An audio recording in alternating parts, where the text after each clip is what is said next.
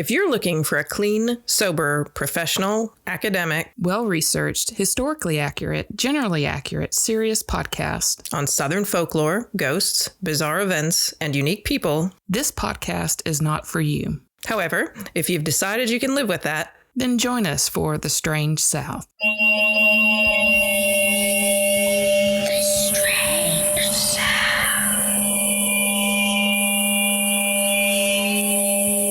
Hi, Marleah. Hi, Patrice. Hi, Courtney. Hi, y'all. Let's try again. We were talking about our trip to New Orleans. We are very excited. Cheers. Patrice y'all. said she was going to, what did you say your words? Shake your booty. Oh, yeah. So we're talking about, I'm turning 50. It's half a century. It's really fucking old.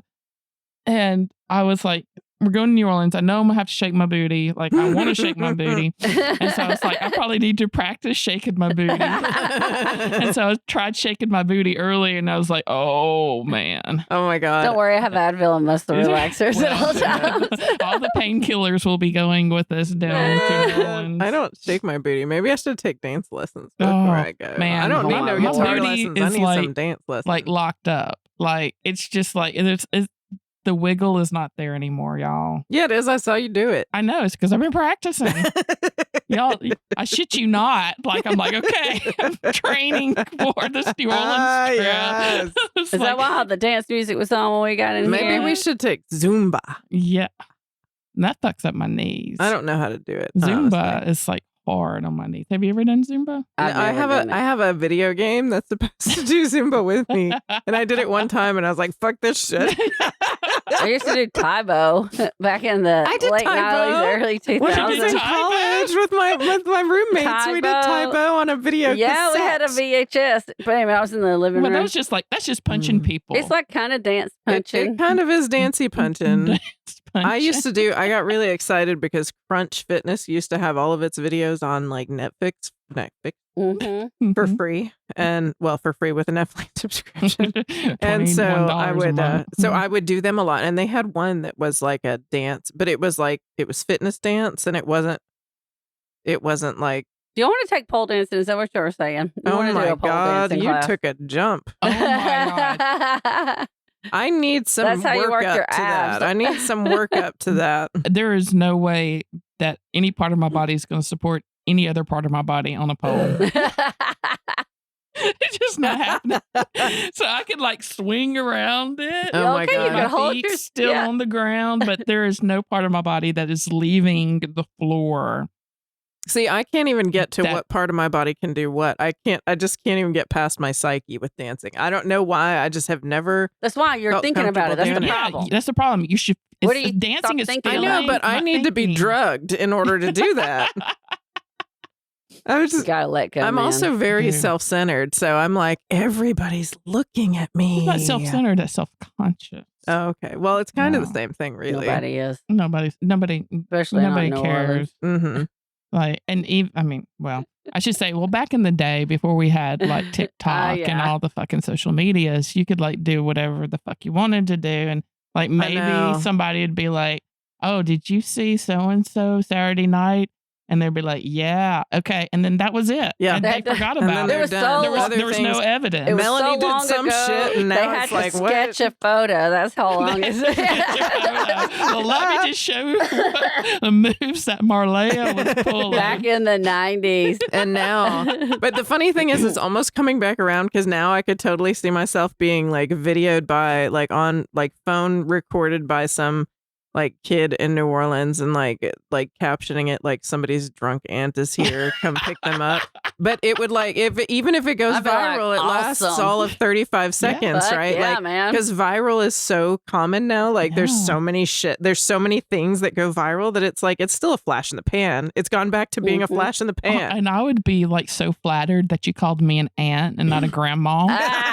I'd be like, hell yeah, I'm somebody's aunt. That reminds me of the story I may have told on the show. I don't know. But the first bar I went to during pandemic was last February. Then I went to a bar on February 21 after I had COVID for the first time. And I was like, I'm invincible.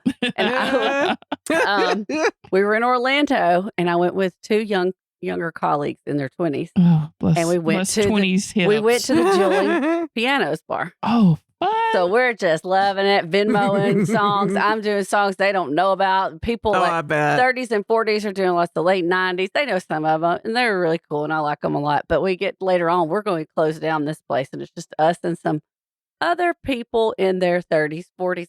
I guess the 20s have gone on to the other club. Mm-hmm. And this lady walks over to the colleague of mine. She's just started full time. She just graduated undergrad, 23, 24, and says, whisper something to her. And then she starts laughing. And I said, what's going on? She goes, I don't want to tell you. I don't want to tell you.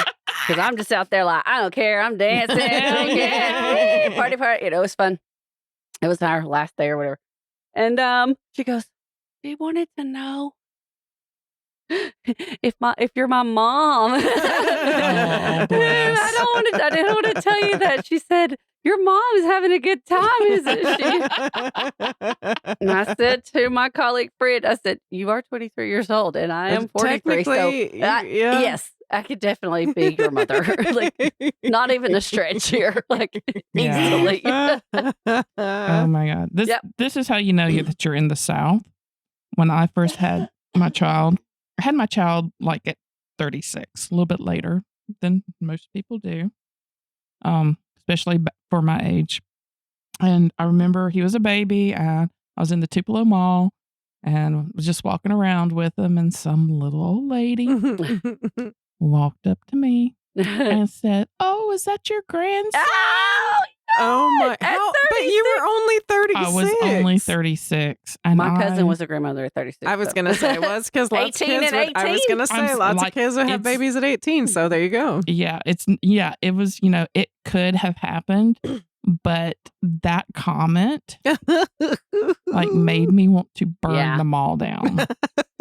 Because not only was like I'm not a grandma, I was like a first time mom. Tired as shit, and you come up to me and you tell me that I look like a grandma 36 at 36. Fuck you. I just want to tell that old lady, fuck you. But you are right. I mean, it was much more common our age people to be mothers at 18 to 21, especially where we grew up, than to be mothers at 36 to 40. Oh yeah, I mean, absolutely. Most of my friends, their kids have graduated high school. I wonder. I mean, at least their oldest have. They've graduated high school. Some of them are married. Like, it's not uncommon for. Right. I wonder what the average age for like first child is for women now. I wonder if it's gone up. I'm sure it's gone up. That's good. But I don't know. Oh, yeah. That's just, I'm not sure. Oh yeah, I don't know either. I know it's just one of those like we all kind of know anecdotally. Yeah. We would hope that women and the whole even not having kids is it's like there's a big like fuck y'all we're not having kids, which I'm totally like that's ding, great. Ding ding ding ding ding. Yeah, you don't have to have kids to have value in your life, right? I spent 20 years raising freshmen in college. No shit. And CC. You're welcome, parents. Oh my God, no joke. Perpetually have new 17 and 18-year-olds in my life every year. Yeah, yes. That's enough to learn you. I used to have a lot more energy for it. Oh my God. Oh shit. And the whole thing was like when you get older, you give less fucks. Yeah. Mm-hmm. Yeah. Yes, for sure. I care about them, but I give less fucks about what they think about me. Exactly. Oh, I think we give less fucks about what everyone thinks about us, which is a blessing, right? It's the best thing about being our age. Yeah. I know. I used to feel so sorry for people who were older. I would be like, oh, they're not going anywhere. And their life seems so boring. And like they like go to bed early and just watch. It used to be like so like weird and puzzling. I was just like, I don't understand why they don't want to go out. I was just talking to Chad about this, not before last his house, when we were talking about, it's like 7 o'clock. I'm gonna go home. Your dinner's almost ready. I gotta eat before 8 at least. I feel so bad for those people. And now I'm like, I could not care less. Oh, like, I know. Let the 20-somethings feel bad for me. Yes, I welcome it. It's so funny because I think about that around here and I'm like, what the fuck else is there to do around our town anyways? Like, if I can go to bed. Just go to bed. You're tired. I got in trouble in a town much smaller than this. Lord knows. Well, I took my son and his friend. Well, I took them home. He came over to like visit on Friday and I took him home Friday night. And we went to the Sonic, and I thought for sure that someplace. Sorry, did you just She spill? spilled. Oh, I'll have to talk.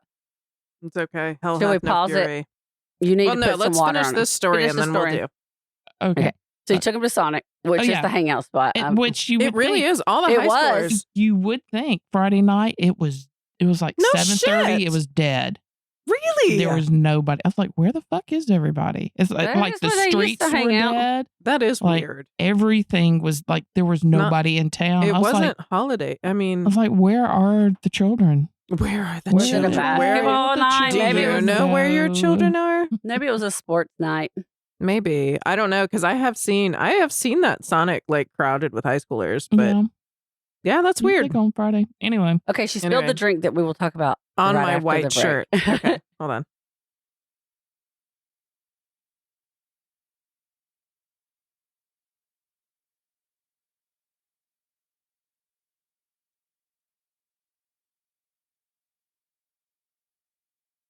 Need to go to like weird places like Hot Springs, Arkansas, or some shit where nobody goes.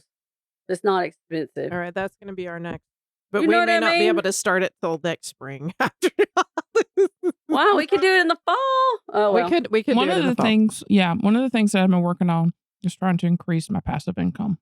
Mhm. Like a lot. I've been trying to do more designs just to get some money that I don't have to constantly. I mean, and that's like That's long like shot. it cuts your hustle down. You know. Yeah, that's, I'm that's trying what to we cut- need. Yeah, I'm trying to cut the hustle down. And so I'm trying to use that money specifically because I've done stuff for the show and then I've done stuff for me to pay for future Mm-hmm. like travel That's cool. and do stuff because we have not been anywhere. Mm-hmm. And it's because we can't afford to. Yeah. Well.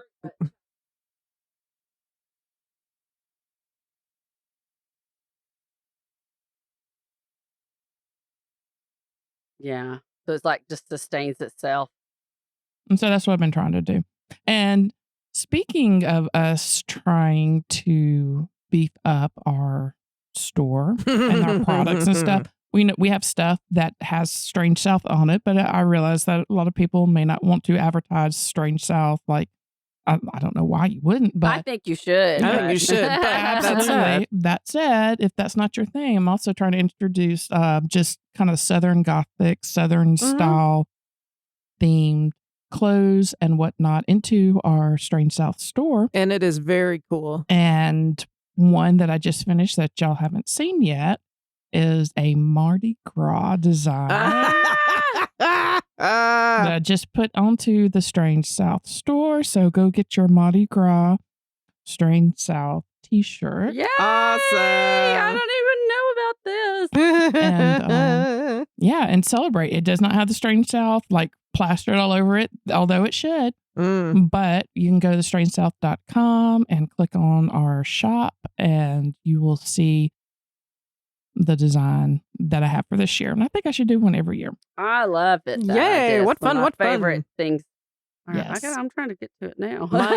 My new Mardi Gras tradition is getting the baby out of king cake every year and then using it as one of my Christmas decorations at Getting the Christmas time. baby. You should like a Jesus. Yeah, he's a new Jesus, and he's like, I've got 2 baby Jesus with hot glue and dinosaurs and shit on my crafty Christmas tree every year, and I'm like, this is my thing now. I need love the king it. baby, I love it. and we need to get our asses a king cake. We totally do. Oh, we're going to. We're in New Orleans. I know, but I Well, need to get one from here too. We from need our like a favorite pre- artisanal Oh, yeah, we'll have baked to get one goods in from Anniston, artisanal. Alabama. You're right. Absolutely. Because Yes. they make an amazing king cake. They do. So, Yes. and all the other things. And all the other things. Did you find it?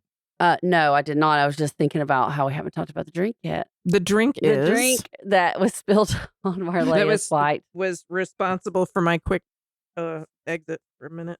Do you think you got it out? I think I Because got most of it. It is a red wine sangria on her new On my newish new white Hell Hath No Fury Bitter Southerner shirt. Yeah, that was unfortunate. Hopefully the found club another soda. spot. Okay. We Here, have to you get the keep club soda talking. on it. Okay. So this drink is our good friends of the show, friends in our real life, Freddie and Reiner. Hi. Hi. Thanks, So, guys. We have made Freddie and Reiner's winter sangria. And it is so like it is the like the perfect winter. It tastes like winter, It which does you would taste, think. yeah. And I think it's traditionally made by them at Christmas. Mhm. This was a Christmas gift from them. They gave me their special hooch, which Yes. I realized once I decided to make this that I don't know the ingredients of that hooch, which is like half of what the drink is. So we were smelling the hooch that they make in this. It's always apple or pear, clove, and cinnamon. Yeah, and vodka. I'm pretty sure they still use vodka.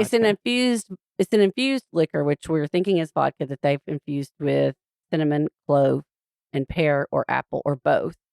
And so it sits for however long. And it doesn't take long from the last time I did the apple cinnamon one. It really didn't take that many days to infuse. And then mixed with a dry red wine and then oranges, lemons, limes, quartered and squeezed. And then the rinds thrown into the mixture along with 1 can or bottle of ginger beer, which I'm not a fan of, but I love in this. Oh Yeah, my but the God. ginger beer is kind of a Necessary in Necessary. this. Let me just describe this drink. So bear Please with me. do Bear it. with me. So when I took a sip of this, I automatically like got time traveled back to when we used to have like a wood stove. Like when I grew up, when I was very young, we didn't have money. I lived in a trailer. And we didn't even have like a stove. We may have a stove, but what heated our trailer was a wood stove. And so just like that cold country morning smell of wood burning, just like when I took a sip of this, that's where I wanted to be. I wanted to be in a cabin with a wood burning stove in the early cold morning where like the frost is on the field and look, it's like you got a whole vision. I Yeah. know I did it took me back like I feel like you hit exactly what would be their ideal life.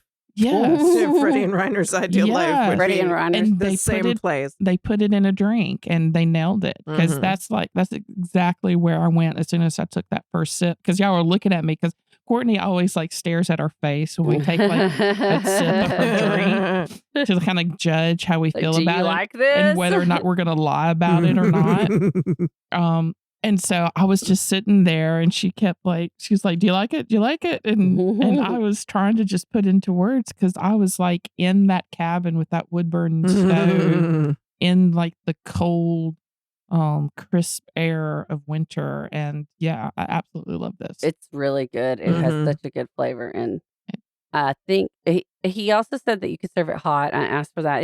I've been cold all day, but I think I would prefer it like this. It's not cold. We didn't put any ice in it, but it's not hot. It's kind of a cool. Yeah, I'm not sangria. I'm not a big fan of hot wines as much. like But the hot mulled wine or whatever. yeah, wine. I mean I am, but it seems to bring the sugar out a lot more, and it makes This makes is my good. head hurt. I was a little suspect of the ginger beer, but it No, needed it really this. It's works. really, really good. Yeah. So, Right. cheers. Cheers. Thank you, Cheers. Freddie and Freddie and Reiner. Reiner. Thank you. I've told y'all before that we were around when Freddie first started like distilling infusing vodkas, right? That we all did it together at the beginning. I remember that. Yeah, the first Christmas we all did it. Freddie. Got super trashed on like vodka with vanilla, like I remember all vanilla the extract jars in of all it. the things, Mhm. right? Yes. So when you said distilled, I was like, ooh, you need a still, Freddie. Mhm. Oh my God, they'd be so good at it. Y'all would be like, All their recipes you are need to- like tried and trusted. It's nothing is just like you don't make one recipe once. It's like they perfect stuff. right. That's not something I've ever been very good at as a cook or a baker or anything like that. But that's how, they're like, they'll try a recipe like 4 or 5 times and then change it and improve it until they get it to the point where they want it to be. And then they make it exactly that way. And I was like, oh, so good. So good. Anyway, good cook. Yeah. So next to your cabin in the woods in the wintertime, like is your still, right? Very Perfect. good. All right. All right. Do we have any more pre-show stuff? No, I don't believe so. Okay.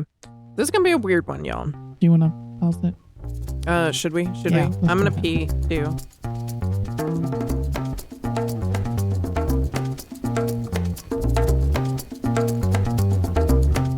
Do you want more Strange South every week? We can help. You can follow us on Facebook, Instagram, and Twitter, and you can join our Facebook fan group, Fans of the Strange South Podcast, to keep the chat going with our whole creepy community. Do you have a story idea for us or a story of your own to share? Email us at stories@thestrangesouth.com. Plus, if you join our Patreon, you not only help support the podcast, you get an exclusive bonus episode for every show and a discount on merch. You can find links to all of these things on our website, thestrangesouth.com, along with photos, links, and show notes from every episode, Strange South t-shirts, mugs, and other goodies. See you there.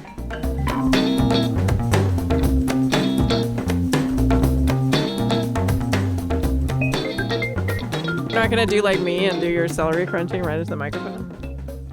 No, I don't have my headset in, so I don't care what you do. Look, I don't care what everyone else hears. All right. Smells or sounds. Wow. How I Okay. feel about it. Are we on? Are we? I guess. I can't. I know. Who knows, really? Who knows? Is Are it we on? ever really Don't look at on? it. I mean, our can't voice see, numbers are changing. Is I that can't is that a see. sign? So I'm not. It's a sign. We're good. The little red light's on, so we're good. So as I said, this is a weird one for whatever my reasons, I guess. It's been a weird week. So I'm just going to hit it. We're going to. Hit it. We enter into Let's the hit early it. 1960s. Ooh. So there was a music instructor at the University of Alabama in the early 1960s. He was only there for a couple of years. He was really charismatic, like Yeah. music instructor, but also a really laid back person, well liked kind of across the board. His dad was a well known Presbyterian minister in Texas. He'd grown up in Texas. His name was Marshall Applewhite, and he went by Herf. Everybody knew him as Herf Applewhite. Herf. Mm-hmm. Mm. I don't know why. It's like of all the things I couldn't find know, out about this, We that's need to like do some sort of just collection of the different weird Names. names because and it seems like even like the people who have money and that are established in the towns, they're the ones with the weirdest names. Because I told you about like my mom, the girl that my mom went to school with, or maybe I haven't. His name was Booby. And she kept that, huh? And Booby. yes, that's what their name is. I'm not going to say the last name because it's a well-established family that I'll be goddamn. I love, but definitely was Booby. That's just mean. Like, what are you But thinking? nobody, it's kind of like Dick. Nobody thought like Dick. nobody, I'm sure they maybe were teased, but because it was back in the 50s, I It's don't like know. everybody went by Dick. And I think nobody Dick. actually said Dick in the 50s. I Trickle. feel like people didn't swear in the 50s. That I don't is know who you were hanging legitimate. around, I know but it people is. say Dick all the The time. little In the 50s? legitimate You name. weren't around in the 50s. Don't even pretend. Anyway. All right. Wait, she's 50. Was that in the 50s? I'm just kidding. Oh my God. So he went by her. Herf. And at that time, he was in his early 30s. And he left the University of Alabama under semi-mysterious circumstances. Like some people claimed that he had an affair with a male grad student. He was married with 2 kids, so that would have been a thing had he Well, had an affair with anyone, you know, Right. in the 1960s. So whatever it was that happened, he moves back to Texas. And he actually, I think it was before he went to Alabama, he'd tried to kind of make his way in New York because he has this beautiful voice and he can sing opera. He's a performer, so he can act, he can do all kinds of things. Mhm. But he went back to, he went to Houston and tried to break into the opera scene in Houston. Like it's a big opera scene in I Houston. guess. I don't know. The Not- huge not- opera scene in Yeah, Houston. there should be a huge opera scene everywhere. Everything in Texas is bigger. Right. So he ended up teaching music though at a university in Houston called the University of St. Thomas. And he directed choirs around there. He worked at a theater over the weekends and wrote children's plays for the theater. He taught drama camps. He did just all kinds of stuff throughout the neighborhood the city. And he was generally recognized as a generous person, a kind person. He was lovable, charismatic. He was talented, and he was an excellent teacher by most reports. But he was really sort of scattered. So he would get these jobs at the university, but he would have a hard time keeping them. Like he would bounce a little bit.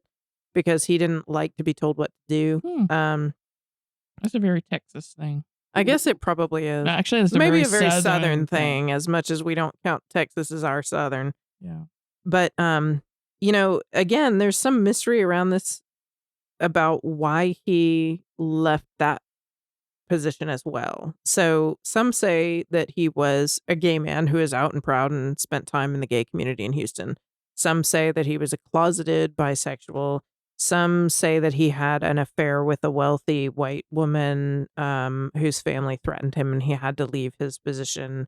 But was this at Alabama or in Texas? This was in Houston. Okay. And so sometimes, because it's kind of the same deal as what we heard from the Alabama job that he left, is that nobody really knows. Somebody thinks it has something to do with sex. Somebody thinks it has something to do with gay sex. He's just kind of weird. That's the whole aura around this dude. He ends up leaving this university also. And sometime in the mid-60s, things get kind of weird with him and a whole bunch of shit goes down at once. So in 1968, he gets a divorce. He's been married for 16 years. He has 2 kids. And in 1970 is when he actually leaves his job at the university. Sorry, I got that mixed up. And some say it's because he had emotional problems. Again, there are these affairs people had rumors about. Then in 1971, his dad, who was the Presbyterian minister, dies. And Herf goes into this depression. And he starts searching for something spiritual.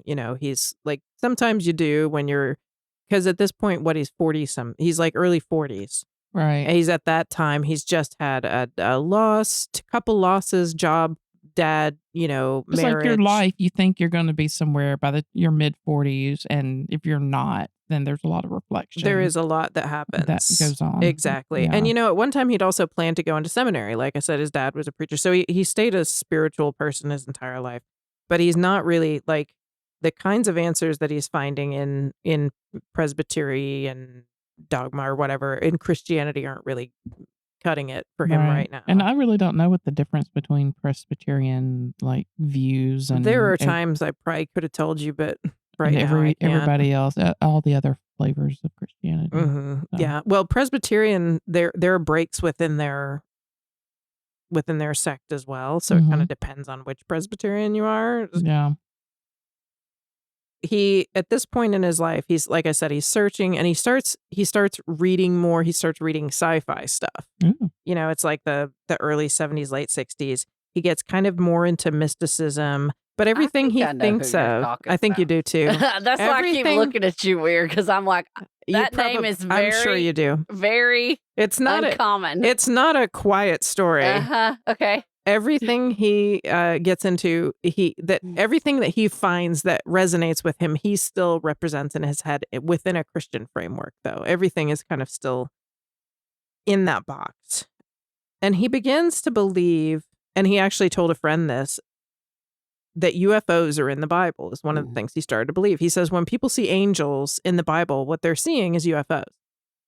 And sci-fi at this time is brand new.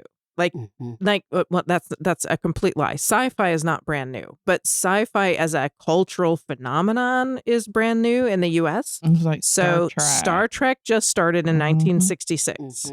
Everybody in the fucking country watched Star Trek all the time, every time it's on. Of the Body Snatchers. Exactly. The moon landing happens in 1969. This is really impacting the way that the culture is looking at anything having to do with aliens, because everybody's kind of looking at, well, especially religious people are grappling with, what does this have to do? How does this impact my belief system? Right. What does this have to do with my life? And how does this change the things that I've always thought were true? Right. Or that our parents beat into us. Exactly. So it's there are a billion reasons why the 60s and early 70s were a really tumultuous time for U.S. culture. And that's one that I think sometimes gets a little overlooked. We look at war and we look at the hippie generation and everything, but these things all kind of go in together. Right. And that kind of... Yeah, science and technology and landing on the moon. That was a lot bigger, I think, than I generally, personally anyways, have thought about it. Right. After Herf's dad dies, he's wandering the beach in Galveston, Texas one night by him. He's reflecting, like you said, you reflect. And he says that he's had this revelation And he said, he told a friend in an article that I read in the New York Times that a presence had given him all the knowledge of where the human race had come from and where it was going. And this friend said, like, it's the type of thing that somebody says to you and you want to just laugh, but he was dead serious. And it's really hard not to take him seriously because of his conviction when he tells you. So, this is all going on in his psyche. And then in 1972, he's still in Houston. He's visiting one of his students in a drama class that has hurt themselves. He goes to the hospital to visit them. Or there are a bunch of different stories about this too. This is one of those things that's not clear. Somebody said he was in the hospital himself for heart trouble. Somebody said he had some kind of a psychotic break and is in the hospital. One way or another, he ends up in a hospital where one of his nurses is a woman named Bonnie Nettles. She's from Texas. She has 4 kids. She's married. And in later letters, he writes, when he first saw Bonnie, that their eyes locked in a shared recognition of esoteric secrets. Like, this is literally like when he saw her the very first time, he was like, this person is connected to me somehow. So Bonnie's from Houston originally. She was raised Southern Baptist. But as she got older, she got more interested in more New Age ideas. She started looking in astrology. She read tarot. She held seances. And she started, she believed in reincarnation. She believed she had been reincarnated multiple times and that she kind of had some information about where those came from. She believed she was being spoken to by a monk named Brother Francis who had died like ages ago. And so she had an interesting spiritual life herself. Once, when her oldest daughter was a child, they went outside together and were just looking at the stars together. And they were convinced, the two of them together, that they saw a UFO in the sky. So it was like one of those moments that her daughter never forgot. This was her oldest of 4. At this point, though, Bonnie meets her. She's between 3 and 6 years older than him. I can't remember how much, but she's a little older than him. She had recently had a reading. I don't know if she'd done it herself or someone else had done it, where she was informed that a fair complected tall man was going to change her life.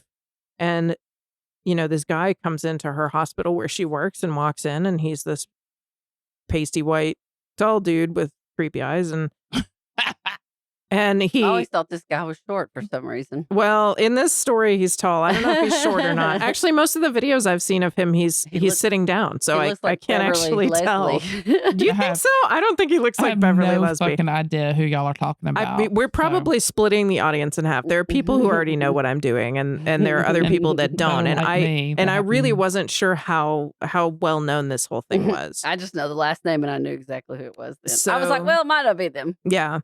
So anyway, she has, when he has that moment when he looks in her eyes, she has the exact same moment back at him. They immediately, I think, started talking to one another and writing letters to one another and getting together and having coffee and, just communicating all these really candid, really deep spiritual thoughts that each of them, like, they're both those types of people who would just immediately just dive, know. They get entwined really, really quickly. But it's not a sexual thing at all. It's a 100% platonic, like, our brains are the same kind of feeling. It's so strong that on New Year's Day in 1973, the two of them up and leave Texas together. She has been divorced. I didn't mention that before, but it's 100% platonic, but her younger 3 kids, she leaves with their dad. Her oldest, who she saw the UFO with in the field, is 20 now. So she's living by herself. And, she just leaves her family. And he is, like I said, divorced, and his family is in another state. So he doesn't have as much to leave. And they just get in a car together and go be nomadic and talk all the time and, talk about spiritual stuff and look at the stars and go camp. And it's just what they do. They're developing a belief system together. It's like they both feel like they have pieces of a puzzle that they're supposed to put together to create a whole. And so their whole existence for this while is building what that whole is actually supposed to look like. Okay. This is in the 70s. This is in 1973, like the smack beginning of 1973. Almost 50 years ago. Oh, 7 months after, it's like, so I guess it's July. It's July-ish. they have reached the Oregon coast. They've been traveling around various places. And when they're on the Oregon coast camping together, they say that together they have this revelation that they should be on a mission, that there's a mission that belongs to them, that they are the two witnesses from the book of Revelation. And if you're not familiar with the book of Revelation, there are verses where there are they're called the two witnesses or the two lampposts or whatever, but there are two prophets that come in the book of Revelation that are telling the truth to the, everybody for, it said 1,260 days, which I had forgotten.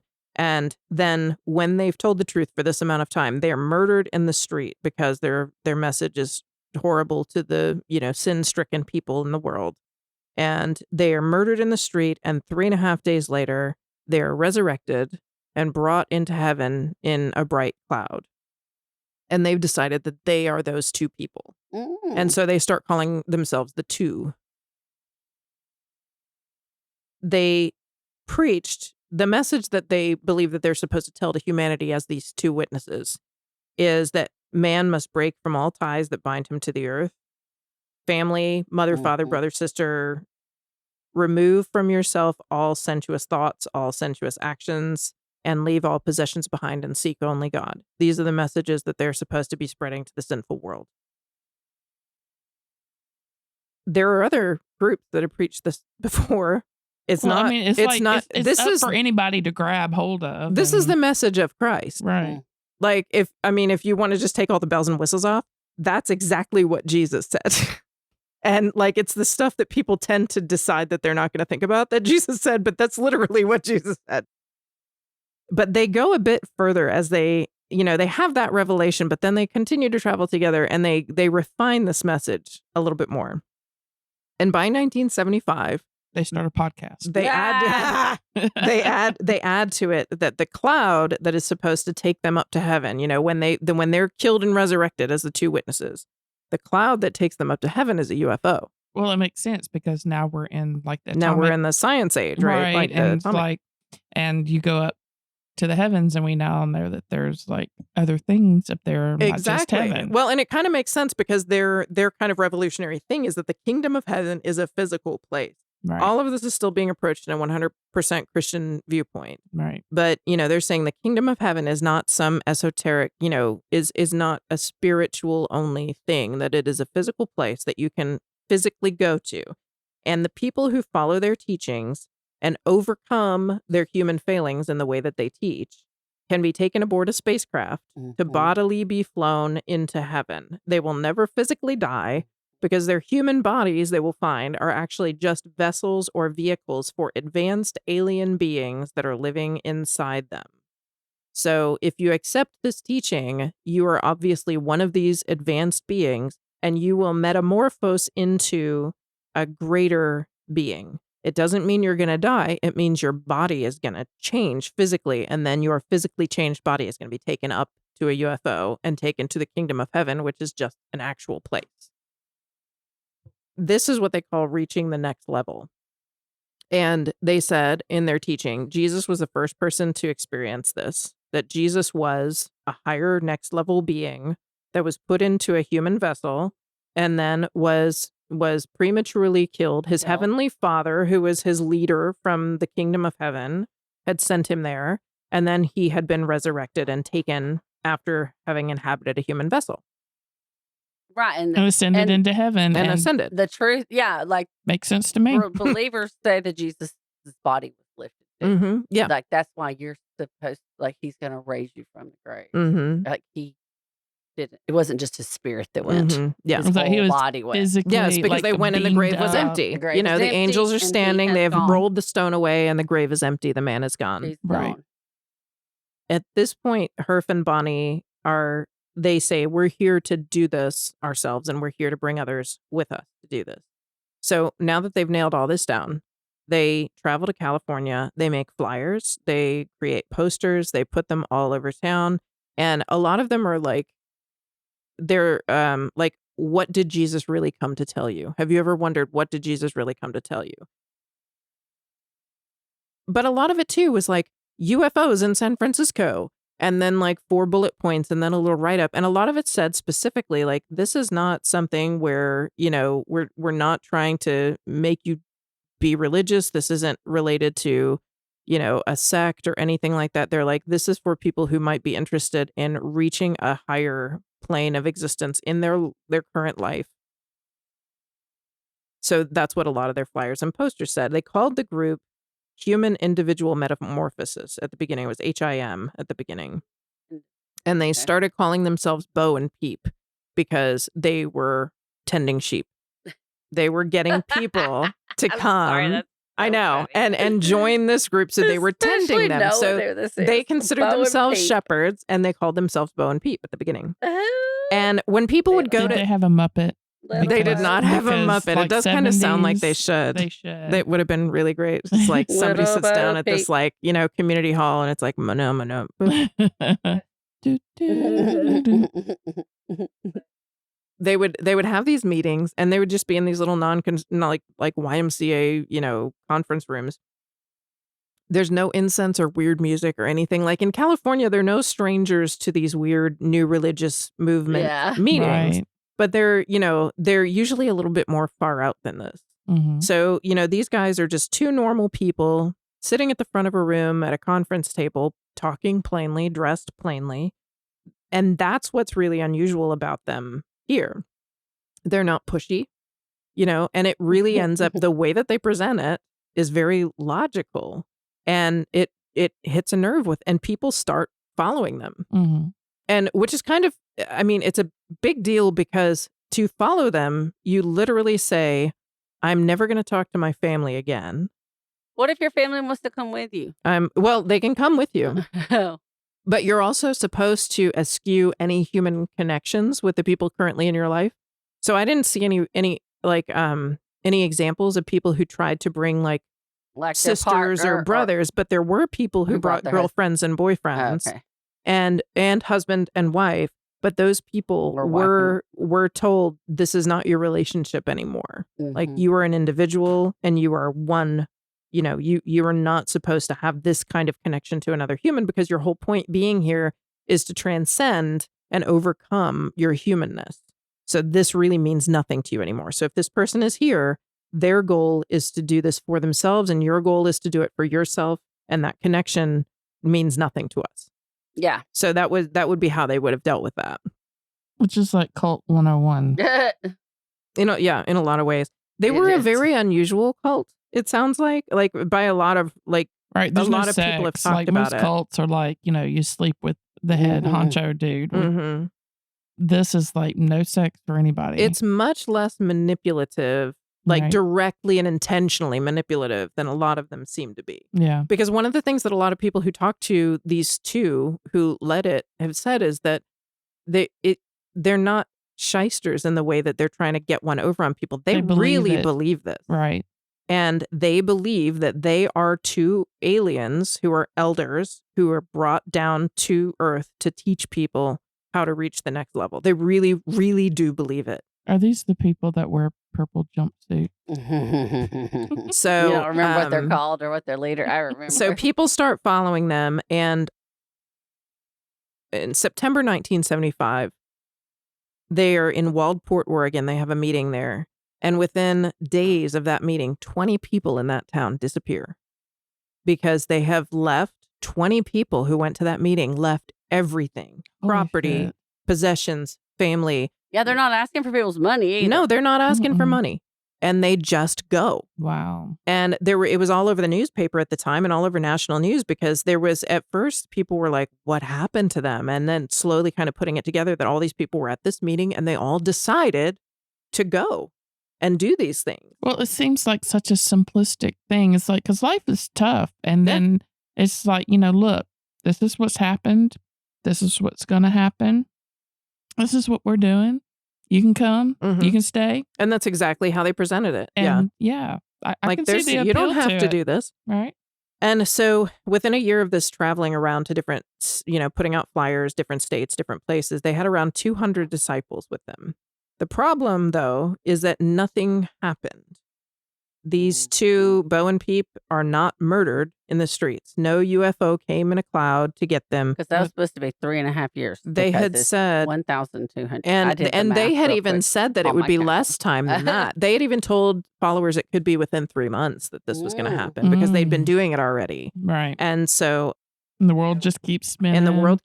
And media is catching on at this point, particularly because a lot of attention was brought to this Oregon disappearance thing. So the media is on to them as a group and is mocking them, because anything where you're saying UFOs are going to come and get me, everybody's like, you're fucking crazy. Time. Right. The media's on them. And so the two leaders, Herf and Bonnie, kind of switch gears at this point and say, well, clearly we were wrong about the exact prophecy, but we think that it's metaphorical. We think that this media onslaught is us being, metaphorically murdered. And, this just means that we're going to be resurrected as something greater. But, not everybody goes with that. And so people kind of start to leave because with this particular group, you can just leave. There's nothing that makes you stay. They're not going to hire lawyers. They're not going to. They're not going to kill you. They're not going to hunt you down. They're not even going to call you. Right. At this point, though, they also start being more strict and more rules-based. So they've gone through this harvesting period where they're collecting people who are going to follow them. They call these people the crew, who are going to help them crew their ship to go to the kingdom of heaven. But they've finished the harvesting period. They kind of shut down looking for new people. And now it's time for them to teach people the process of going to the next level. Of how to fly a spaceship. How to fly a spaceship. There's a lot of training there. Yeah, there's so much training. It's very important. Lots of watching Star Trek. Yes. And they did YouTube videos. As a group, one of the things that they were all allowed to watch together was Star Trek. Really? Yes, exactly. Oh my God. For real, they did. They watched like I did today, how to drive on the wrong side of the road in the UK. Oh my they God. watched those YouTube videos. When they were watching Star Trek, it was Star Trek The Next Generation even later, too. I know. Because I know that makes it into the 90s. It does make it into the 90s. So, I know that. So they started being stricter. No, it was more rules-based. No drugs, no tobacco, no alcohol. This is not a party at any point. There's a lot of discipline. It was, when they describe it, it really is like a monastic group. You are a monk. You are a nun. You are dedicating yourself to a life of service and to a life of sacrifice. And that's 100% what they expected from everybody. How did they make any money, though? They How had did they people live and eat? Originally. Now, when it was just Herf and Bonnie and like one other girl, they actually skipped out on motel bills. They stole cars. Like at the very beginning, they didn't feel great about it, but they were like, God's telling me to do this, so it's okay. And when they figured out their whole manifesto of what they really were in 1975, that happened while Herf was in jail for 4 months for stealing a car in, I think, Seattle. Okay. They decided after that they weren't gonna, they were like, stealing is not allowed. We're not gonna do that. Oh, so they lived. Jesus kind of frowns. Yeah. So they were nomadic. They lived in tents for a really long time and campgrounds and things like that. But they did have people who had trust funds who donated a lot of money to them, who joined the group and were just like, you can have everything I've got. There were other people who just were very talented at their jobs and continued to work in different places. Once they kind of got more settled down and stopped living in tents and started living in houses, they would live like 15 people to a house, and 3 of them would go out and work a 9-to-5 job and support everybody that way. Oh my. Good God. Yeah. Those people got screwed. Man. So, but they were very strict. And there were some people in those situations who never got to leave the house either. Discipline, conformity. They got to where they had rigorously scheduled lives, and they would have to do classes with Herf and Bonnie and now they're calling themselves T and Doe instead of Bo and Peep. They've changed their names to T and Doe, and they would teach about how to reach the next level. Like do, re, mi, fa, exactly sol, like la, that. si, He's a do, music si, la, teacher. so, fa, So it was mi, solfege fa, or do. Sacred Heart, I guess, if you're Sacred Harp singing, if you're from around here. When you listen to videos of him, he sounds like Fred Rogers. So I understand why he put people at ease. He was very charismatic. He was 100% eye contact. He sounds comforting in a terrifying sort of way, but he's very engaging as a speaker, and he is a very kind person. So everybody is paired with somebody who is considered their check partner at this point. This check partner is there to make sure you follow rules and to ensure that there's no sensuous thinking between people. They only matched people with someone who is their personal opposite. So they know if it's somebody that you're not likely to get along with on a one-on-one, that's who they're going to make your check partner. Have they Because watched any like romantic? I know. Opposites attract, baby. But they Like didn't want that. Darcy, come on. But and it's funny because it's like the absolute opposite of like the Huggins sex aliens thing. Right. It's like, whereas he was like, aliens are all about propagating their race into the the human race. But this is 100% non-sex. It's the idea that the next level is an androgynous level. I was going to say, don't they take it to that next level? They do. There are, even when the men would have, they said, nocturnal emissions, they had special washcloths in the bathroom that they had to use if they had nocturnal emissions. And they had to sign a sheet saying that they had checked them out and used them so that everybody else in the house could see that they had to use one of the washcloths. So it was a shaming bless them situation with that. Hope there's no teenagers in there. I know, right? But, they got to where they started they were wearing unisex clothes. They were using basically uniforms, but they were never really 100% exactly the same, or rarely 100% exactly the same. They would all eat the same food. They would kind of take it in turns to play different roles in the community. They changed their names at this point. Everybody, like there was a guy who went by, his name was Sawyer, and they changed his name to Soyoti. Everybody had ODY at the end, and that was supposed to be their family name. It was like the diminutive version of the Kingdom of God's family name. So that if you were a child of the Kingdom of Heaven, ODY was the last 3 letters in your name. And if you graduated to an adult, then they would take the Y off. Livodi, Swoyodi, Genodi, that was everybody's name was So that. what would my name be? Cortiodi? Cordodi, maybe? Catodi. No, Catodi. But you could choose, too. It didn't Cortodi. have to be your actual given name. Shortened. like Patrodi. Patrodi. Marlodi. Oh, that sounds actually right. Marlodi does Marlodi. sound like one of their names. Patrody. And the group at this point starts to call itself Heaven's Gate. And I knew it. with all of this detail No, and Heaven's discipline, it shrinks more. So by 1978, there's less than 100 people, I think, in it. And people who Still stuck 100 with it. people. That's a lot. just I like, can't believe they've been shit. around this long. I And know. then I know what happens in the end. I was know. a teenager. I was But too. everybody, yeah. People who stuck with it That was found the it year we were fulfilling. born, Marleah. I know. And they've been going for a while. And they've been going for 5 years already.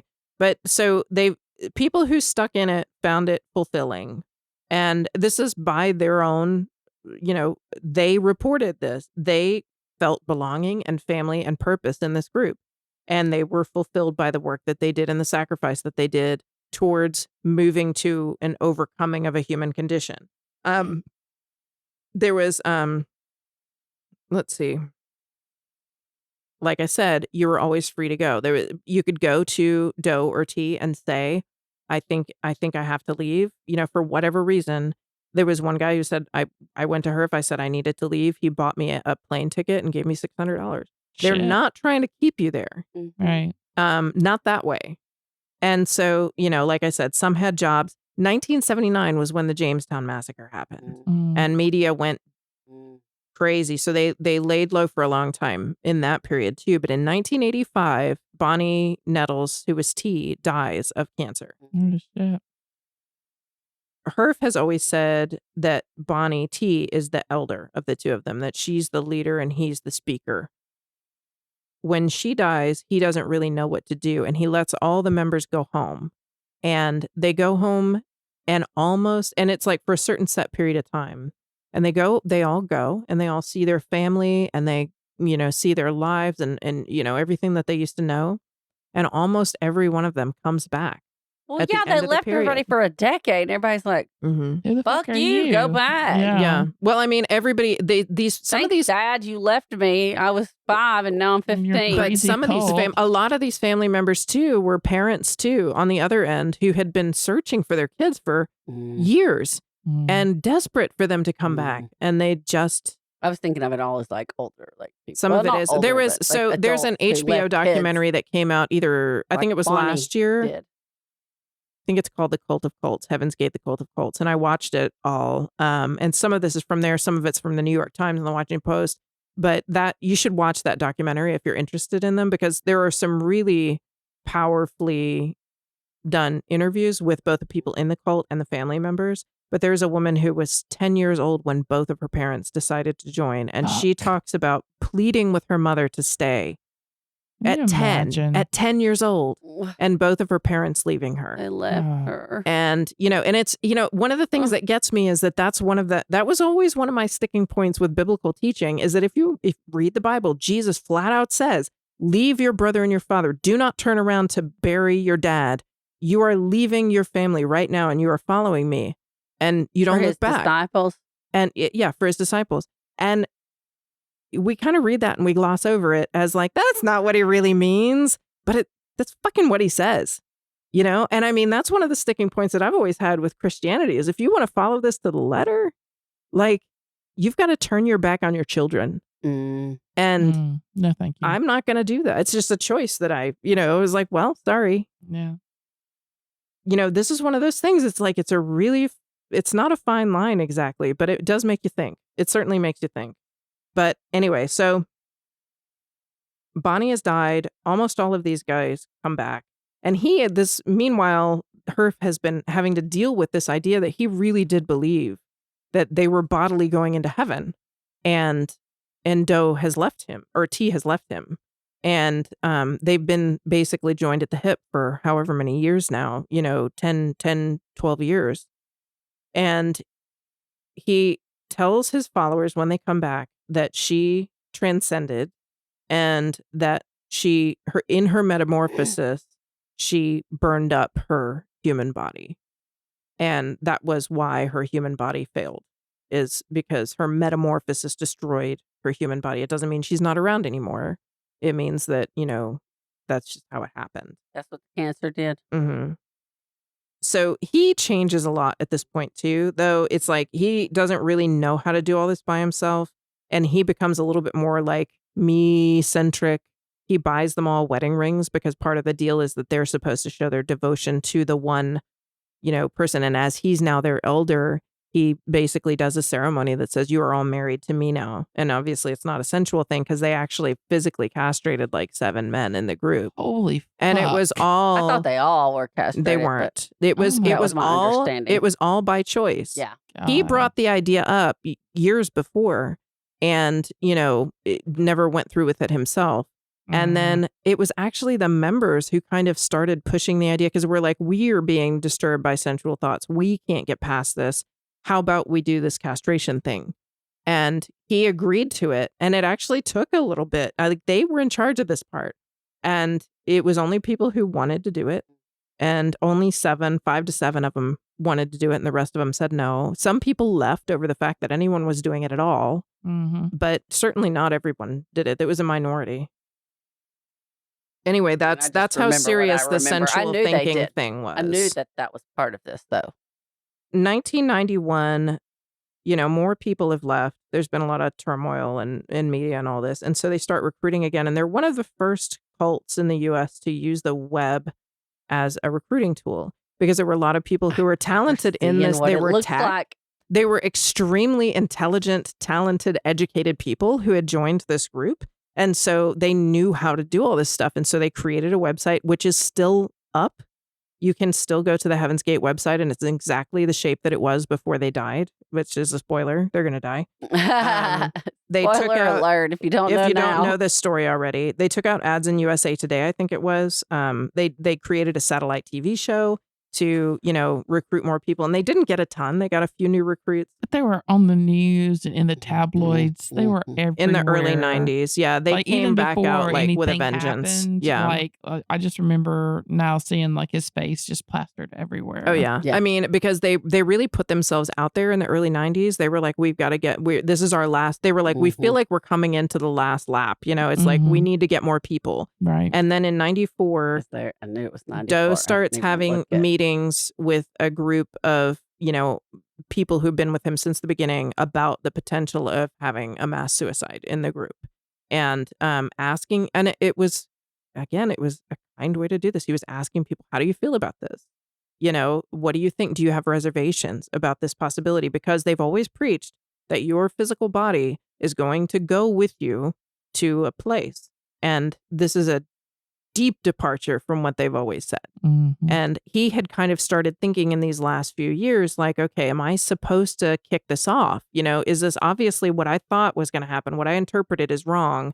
And I lost my partner. And now we're here and I'm trying to figure out how is this still true? Am I supposed to make it happen? Mm-hmm. And so that's kind of where he came to. And he started talking to people about it. And they were all like, well, some people did leave. Some people left, but not because of the suicide. There was a guy who was interviewed in the documentary who said he'd left at that time because he still just never felt like he was worthy. And multiple people who left the group still believed 100% everything that the group taught. Wow. More people left at that point, but several, like I said, still believed. In November 1996, people started talking about the Hale-Bopp comet. Coast to Coast FM was one of the big pushers. Oh yeah, Art Bell, of the government conspiracy theory that there was a UFO that was hidden trailing the Hale-Bopp comet. Yeah. Yes, it was hidden in the tail, and it might be 4 times the size of Earth. And they grabbed onto this. Or the UFO? The UFO. Oh shit! And Doe Herf started saying, "This is Bonnie. This is T coming back to get us. That's what this is." And so he was like, the Hale-Bopp is closest to Earth around the time of Easter. And that is a sign that this is it. This is the thing. This is when we're going to do it. And they have been preparing for suicide for 2 years. So in March 1997, everybody who is in the group, there's 39 people, record goodbye videos and exit videos telling former members, this is what you can do to continue to get our message out. Telling family members, like, don't be sad. We've done this all, and they all are calm and happy. And, brainwashed. That's what many people say. And then in May 1997, they all sit in their place. They're living in a house in Rancho in California. It was California? I was thinking it was Florida for some reason. No, it was I thought it was California. in the desert.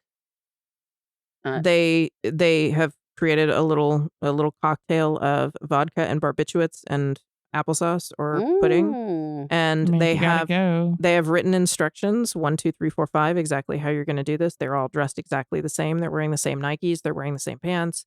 And by this time, years before, they'd all gotten to where they all wore pixie haircuts, short haircuts. So they're very androgynous. No one is attractive in this group at this point. They, bunk beds. Lots of bunk beds. Mm-hmm. I remember in bunk the group beds and Nike pictures. Because there are 40 people, Mm-hmm. basically 40 people living in the house. And they did it in 3 shifts. It was Rancho Santa Fe. And the first shift would have a group to come in and make sure that everything went well, to look after them, to, tidy up everything, and then put a shroud over the faces of the dead. Then the second shift, and then the last 2 were the 2 that didn't have shrouds. So they knew that those were the last 2 to die because they had taken care of everyone else and set them up. The people who were medical examiners went into the house and said everything looked very peaceful. Nobody seemed to have suffered. Nobody seemed to have fought. They went to sleep. Right. The families found out that people who they hadn't seen, some of them for 20 years, were dead. The reason why I told this story, and this is the weird thing, here's the thing that I thought it was so weird to me, is because in my head, I thought it would be Southern. Because I had heard the 25th anniversary of this was last year. Yeah, that was the year I graduated. And I think that's the reason why HBO released the thing, which I didn't watch at the time. I only watched now. 97 was. Mm-hmm. And I had heard at the 25th anniversary, I guess, on AL.com, a couple different places about the connection between Marshall Applewhite and the University of Alabama. And I was like, oh, he's a Presbyterian preacher's son. He's Alabama. This is Southern. I'll save this and put it in the files and do it for a Southern story. Mm-hmm. And then I read all this and I'm like, this is as far from Southern as it gets. And I started to think, okay, for one thing, why did I think that it would be just because of that one little connection? And it's just because of the way that the news was put up. But of the 39 people that died, only one was Southern. He was raised in Miami. He was born in New York. The rest of them were Midwest, Northwest, That's Northeast. Not Southern either. Miami's not. No, Miami is its own thing. Mm-hmm. And so, I was thinking, well, and I think it's partly because I was like, there's so much fanatical devotion to different things across the South. like football, Republican Trumpism is a Right. fucking cult, actually. You know, Right. Southern Baptist, evangelicism, like all of these things are so fanatic. There's so many people who are just fanatically devoted to so many things. And so I was just thinking, well, of course we'd be vulnerable to cults then. I mean, you talked about Gwen Shamblin, and Right. but she, you know, she hit some of those same buttons that the church has already owned for a while, right? Mhm. And I started thinking after doing this, like maybe it's the opposite of what I thought, because maybe there are already too many cults vying for attention in the U.S. South to allow for these scary new ones. I mean, everybody has, it seems like, some sort of a very Somebody's already in passionate a cult. Somebody's already got you. You know, Right. somebody's already got their hooks in Baptist you. church already got you. You know, I think that's part of it. And I also did a little research on like studies about who joins cults. 80 to 85% of people come from nominally religious or non-religious backgrounds. That knocks us out of the running in most, you know, and unless you're talking about a Christian cult like Gwen Shamblin's. Converts to new religious movements like this, like the one, the Heaven's Gate, tend to be highly educated, which is the case with these people who went to this UFO cult, oddly. And to have a lot of money. As we know, in the South, we are at the bottom of every Exactly. highly educated. They're likely to have college degrees. They're highly educated. They have a lot of money and they have a lot of free time. And I was like, uneducated. that's exactly the opposite of the average in the U.S. South. And so I was like, well, that's really interesting. Because again, I was thinking of this in terms of like Christian new religious movements. We just lead them. Well, it's for real. I was like, and you know, it's funny we though. are the cult leaders. So the thing that I ended up stuck on is that like, have you ever met a new Christian? Have you ever met a new Christian who's not grandfathered in by their actual grandfather? Like somebody who has never been a Christian before, but converted at a rally or a tent revival. Have you never met one of those? No. Well, no, because they were already they were lost sheep, had strayed from the flock. Anybody I could say that's like new to it, like they were already, their parents and grandparents went and then became teenagers and got on drugs or sex or gambling or whatever and came back. And they got older and they're like, you know, facing death or illness or something. And they came back. It's always coming back. It's always coming back. Anybody new. See, some I know new adversary. Christians. Oh, really? And those, because there's a term, it's on fire for God. That's like one of the things that they say about like new Christians, these people who come in and they're just on fire for God. Yeah, I've heard of on fire for God, but also they're recovering from something that they used to be there. But the people who are brand new and have never heard it before and they're hit for the first time and they have a big conversion experience, they quickly become insufferable to church members. You know why? Because what they heard and what they believe has damn near nothing to do with what they see in the U.S. South Church.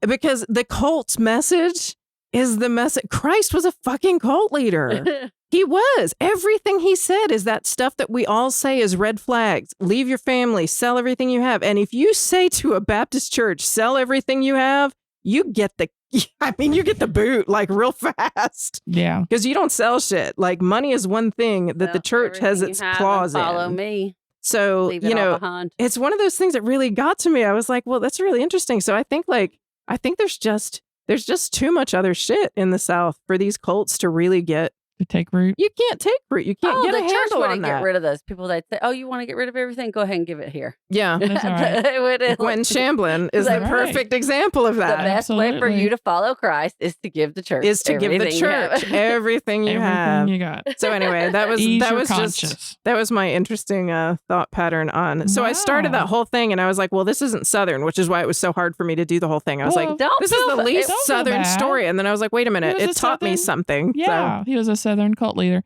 And for some reason or another, I thought that they all ended up dying in Florida. I don't know where I got that I thought from. they were in the desert. I remember it being the desert. And I don't know where. I think California, the part of California they were in was like a lot of very big mansions. Santa Fe may be why I thought of that. Yeah. Yeah. That was very interesting. So there you go. Now we know about Heaven's Gate cult, which has nothing to do with the South except for a little inkling about University of Alabama. Yeah. I mean, and just the whole psychology of his dad being like a preacher. I mean, that's a huge influence on somebody's life. Yep. Well done. Enjoyed that. thank you so much. Thank Loved it. you. Thank you all for listening. We appreciate you you so guys. much, and we'll talk to you later. Bye. Bye. Hold on, let me hit.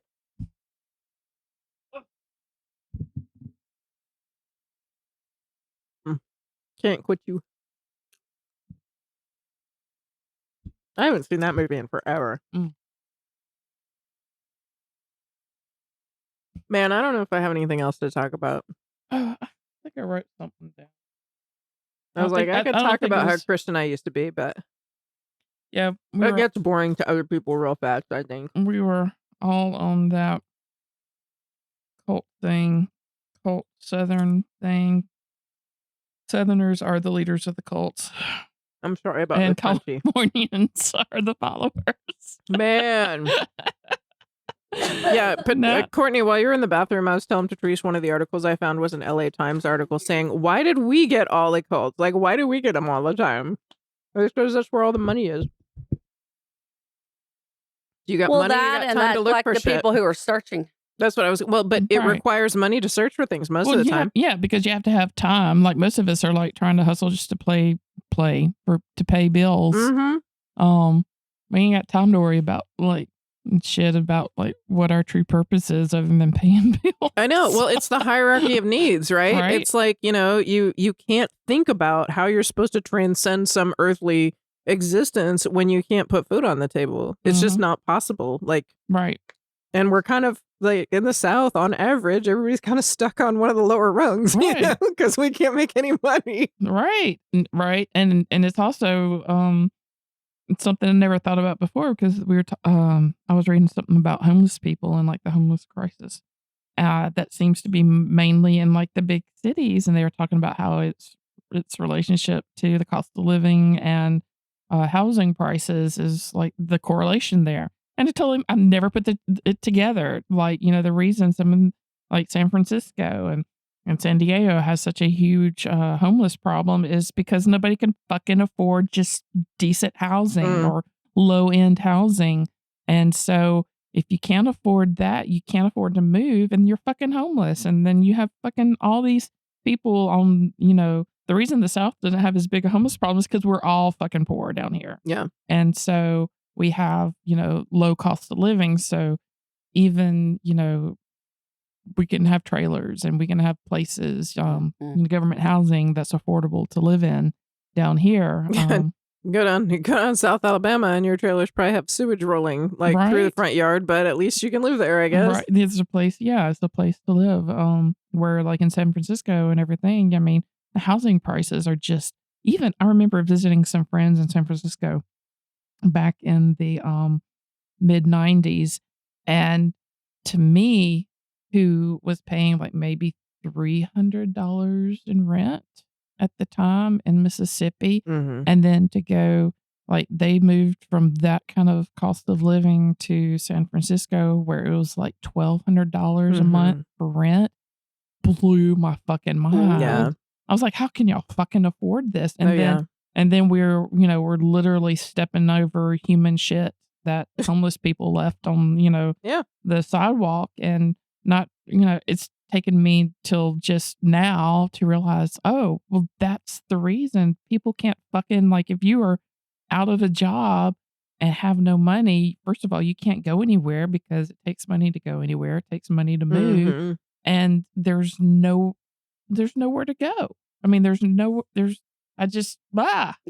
affordable at there's all. nothing Yeah. affordable. There's no lower end jobs. Like we have plenty of those around here in the South. So, I mean, they can't come down here to work because when you're poor, you can't move. I mean, even if you're not that's the poor, one thing, yeah. moving costs are like astronomical.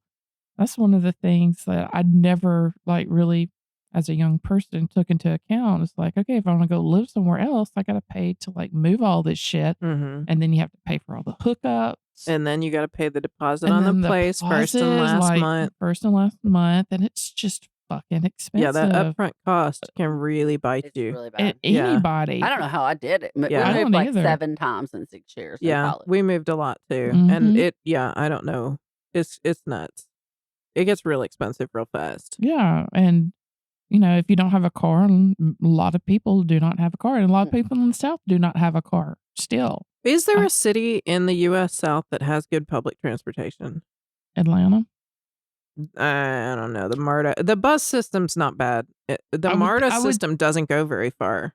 Okay, but I'm thinking any transportation. Yeah. And I think that they are probably the pinnacle. I could be wrong. Man, that's sad if that's true. Yeah. Because, who else? Who else? I don't know of any big city that has, like, New Orleans. I don't know. They don't have a subway system, though, do they? No, they don't. And that's one of the weird things is, like, because I'm looking at going to DC and I'm remembering how great the metro is, because the metro goes far out. Well, that's it. Atlanta is like the only place that has a subway system or a train system like that. And I remember when I lived there that everybody even talked about this way back then, is that Atlanta's subway system is built so that it only goes so far out because they don't want the poor people coming in, and it's like, well, fuck, it's a little bit backwards sometimes. But like, there was a list released, and I noticed this in the news this morning, the top 10 best cities to buy a home in 2023. And all of them are southern cities. Oh, yeah. Every single one. And it's because of the low cost of living. Mm-hmm. And Atlanta, Sandy Springs is number one, like Marietta, Sandy Springs, Raleigh, North Carolina, Dallas, Fort Worth. That's right. But the problem with that is that coming in from other cities where the cost of living is higher. Mm-hmm. But if you move down here and get a job, your job is going to pay a lot less. Yeah, the cost of living that is here. Yeah. So yeah, it's a double-edged sword for sure. Yeah. But again, I never like put those two things, like the homeless population of why it's so bad, up in California. And now I know. Now it makes total sense. It's like we also have fewer like congregating places, like cities for people to be visibly homeless in, I think. Like there's so much more rural area. Yeah, a lot of people living in the woods. Yeah. And we just don't know about it. Yeah. Or we do know about some. As we had that murder up on Cheehaw. Oh, yes, because there was an entire community of people who was living up in Cheehaw Park. Yeah. That kind of terrifies me, like when we're on the trail, like, people who are living off the grid and off the trail. Because we do it. We have a trail that like connects Jacksonville from Atlanta. It's like a 90-mile trail. Mm-hmm. So it's very, very much easy to use to transport stuff, which is great. But if you are, doing bad things, it's dangerous. Yeah, the for sad part else. is the bad things part of that. Because I know, like, in a way, I'm like thinking, well, it kind of makes sense for people to, pitch communal tents in a wilderness area if you can't get along, but then they shot folks, and that's the shitty part of it. Right, exactly. I remember one morning walking. All involved. I know. Too. Yeah. I remember one morning walking on that trail and having a guy with a crossbow just like kind of walk out of the woods toward me. I know you. I texted both of you. I texted both of you while I was walking. I'm like, so some dude with a crossbow just walked toward me, and I was like, hey, just like, because it's one of those. I was like, I'm obviously not the person who's made for the apocalypse. Like, I'm not the situationally aware. Like, I would suck in the military. I would die immediately. I'm just sitting here thinking, like, I would just like, hey, how you doing? Like, he's carrying a guitar. Put your eyesight on top of that, and then you really are. Put my eyesight on that. I'm just fucked in a billion ways. Is that a guitar you're carrying? Is that? Oh, shit. But when she said that, I was not. I mean, yes, it would be very much, but to me, that's just dumbassery. Like some jackass that doesn't know that he's not supposed to be on the trail hunting, and immediately went to like the hunting mentality. It's like, oh yeah, they're close to the road, which they're not supposed to be. No, but in the South, people do what the fuck they want to do, and so, or either nobody's ever told them not to hunt close to like populated areas for obvious fucking reasons. Well, I told you about that time. When I lived in Meridian, I used to drive from Meridian to Columbus, Mississippi a lot, and that is a desolate road. Like, it is so like barely any cars and just out in the boonies.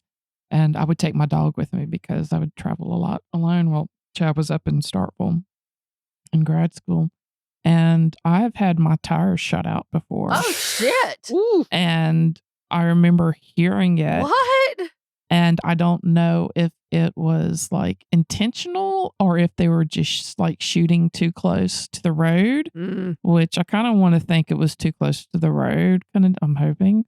Thank God nothing ever happened. But yeah, I blew a tire. I heard it. The gunshot. I heard the tire blow, and there was thankfully a guy in an 18-wheeler. Again, I got my dog with me, and I took my dog out of the car, and I looked at it, and I was like, okay, I got to change this tire, which I know how to change a tire. It's no big deal. But I was sitting there staring because, again, I was just like, okay, I know what I heard, and I'm a little freaked out, and there's nobody on the road. And this 18-wheeler comes, and this guy like pulls over. I was like, oh my God, I am fisting to die. This is a movie setup right here. It's like somebody blows my tire out, an 18-wheeler, because I'm thinking, y'all, Stephen King back in the day. What is it? Maximum Overdrive. I forget the name of the movie where the 18-wheelers come to life and they run over all the people. That's a thing? Yeah, what is that one? It was Maximum Overdrive, it is wasn't it? Maximum. I don't It's know. like the Cars horror movie. It is. It's like Christine, right? I really need to see Maximum Overdrive. You do. It's got some good music. I think it was AC/DC. Anyway. So this guy, and he knew I was nervous about him because I had my dog. And I was like, when he would talk to me, I would go to the other side of the car and talk to him over the car. But he was so kind, and he changed my tire for me.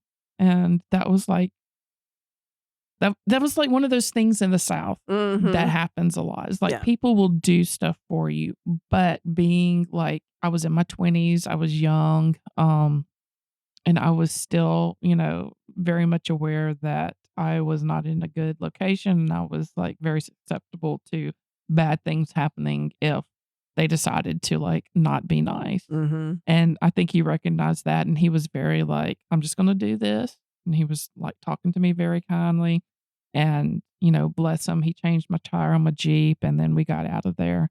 But that is not like, that little stretch of road is like, I had 2 blowouts in that stretch of road. That was not the only stretch of road. And the first one was definitely shot out. Oh, so I don't know what I was saying about that other than, what was I How going- did we start that? How did we start that?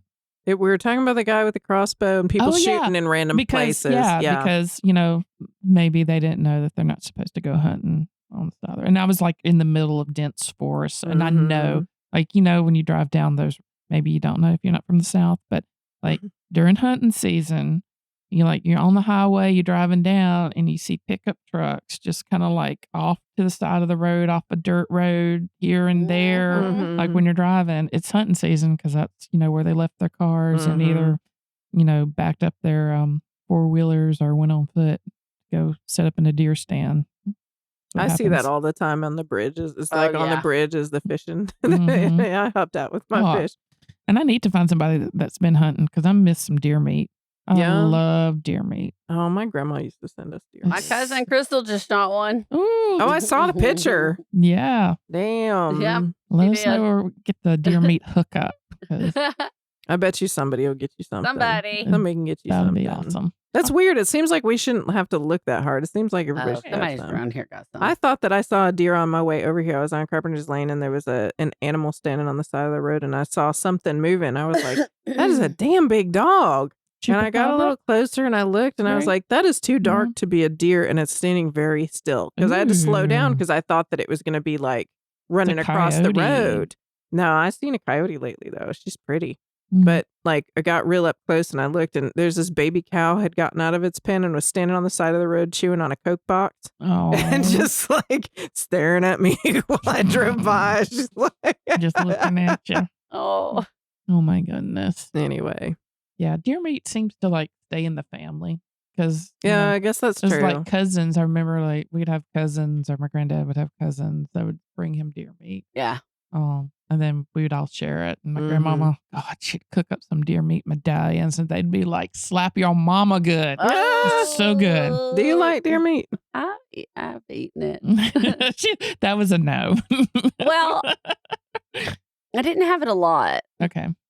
We had like venison, like cube steak, more than anything else. Like Mm. I don't think we ever got the good. Oh yeah. But yeah, Like if you would have had my grandmother's like deer meat medallions, like very tender, very oh small. yeah, that's what I mean. Like the very good, like hips, like beef hip yeah. size. Mm.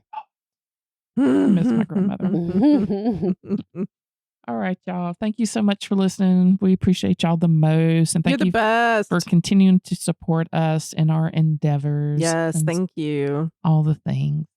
We'll talk to you later. Bye. Bye. Bye. Tire shot out.